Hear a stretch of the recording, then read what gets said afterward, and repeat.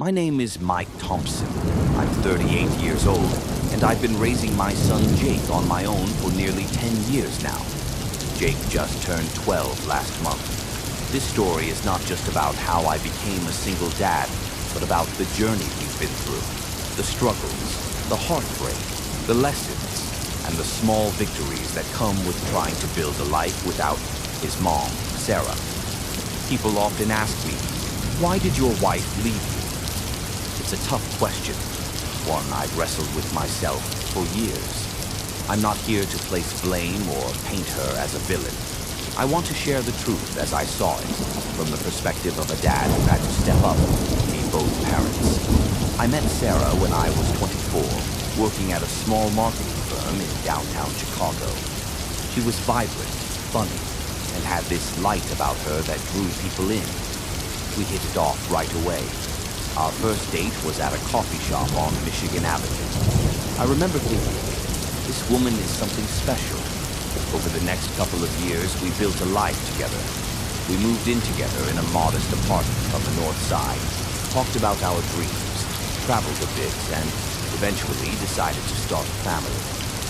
Jake was born 2 years after we got together. The day he was born, I felt like I was holding the entire world in my hands. He was perfect. Bright eyes, tiny fingers, a little bundle of hope. Sarah and I were ecstatic. For those first few years, I honestly thought life was going to be one of those fairy tales. We shared the responsibilities.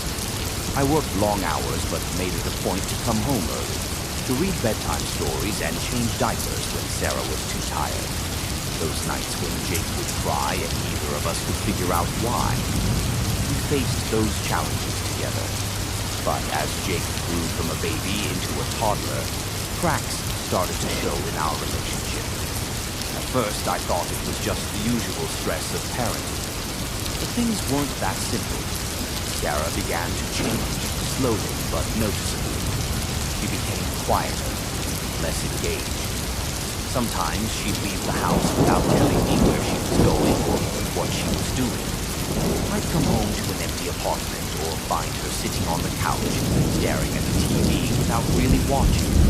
I remember one night after Jake was asleep, I asked her what was going on. She shrugged and said she was just tired, that being a mom was harder than she expected. I didn't press her. Maybe I should have. Maybe if I had, things would have been different. Her mood swings became more frequent. She was irritable and would snap at me over little things. I tried to help more with Jake, to take the pressure off, but she pushed me away. She started spending more time out with friends, times coming home late or not at all. I overheard phone conversations that made my stomach churn, voices I didn't recognize, laughter that sounded too carefree. I didn't want to believe she was pulling away from us, but I couldn't ignore the growing distance between us. One cold winter evening, after Jake was fast asleep, I sat down with Sarah in our living room. The silence between us was heavy. I looked into her eyes and said, "Sarah, what's going on? Are you planning to leave?" She broke down, crying. "Mike, I'm sorry," she whispered. "I love Jake, but I don't love this life anymore. I don't know who I am anymore. I'm lost." I felt like I'd been punched in the chest. My mind raced. How could the woman I loved, the mother of my child, be saying this? How could she give up on us? She told me she needed to leave, not because of me or Jake, but because she had to find herself again. She said she wasn't abandoning Jake. She promised to be around, to see him whenever she could. But she had to go. That night, I didn't sleep. I sat on the couch until dawn, thinking about how I would explain this to Jake, how I would keep us both together. The first few months after Sarah left were the hardest time of my life. Jake was confused. At 5 years old, he didn't fully understand why his mom wasn't there anymore. He'd ask, "Dad, where's Mom? When will she come back? Does she still love me?" I tried to reassure him as best I could. "Mom loves you very much," I told him. "She just can't live with us right now, but she's still your mom." I saw the hurt in his eyes, and it broke my heart. It was trying to be strong for him, but inside I was falling apart. Sleepless nights became normal. I juggled work, daycare pickups, making dinner, bedtime stories, and everything else. It felt like I was doing the work of two people, and sometimes I wondered if I was enough. Friends and family were supportive, but it didn't change the fact that our family was broken. Jake turned 6, then 7, and I saw him mature beyond his years. He became independent and resilient, but I also saw the toll Sarah's absence took on him. Sometimes he'd get angry for no reason. Other times he'd be silent, retreating into himself. We talked a lot about feelings about Mom, about change, about not being perfect. He once asked me, "Dad, why didn't Mom want to be with us? Did I do something wrong?" I shook my head and pulled him close. "No, buddy, you didn't do anything wrong. Mom had her own struggles. Sometimes grown-ups make hard choices that don't make sense to kids.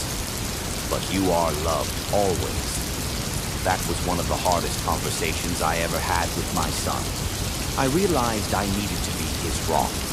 Not just a provider, but someone he could trust with his fears and doubts. I won't pretend I was the perfect dad during those years. I made mistakes. There were times I got frustrated when Jake wouldn't listen. Times I raised my voice because I was exhausted. Times I felt like giving up. But every day I learned more about patience and love. I learned to slow down, to listen without judgment, to hold my son even when I didn't have answers. One thing I realized was that being a single parent isn't just about managing tasks.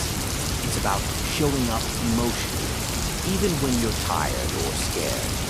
Sarah came back into our lives gradually. Phone calls at first, then weekend visits. Jake was excited, but also hesitant.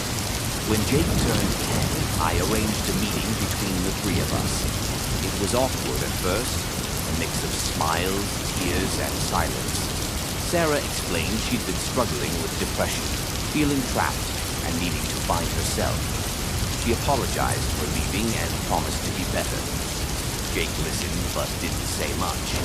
He was guarded, and I understood. Trust had to be rebuilt slowly.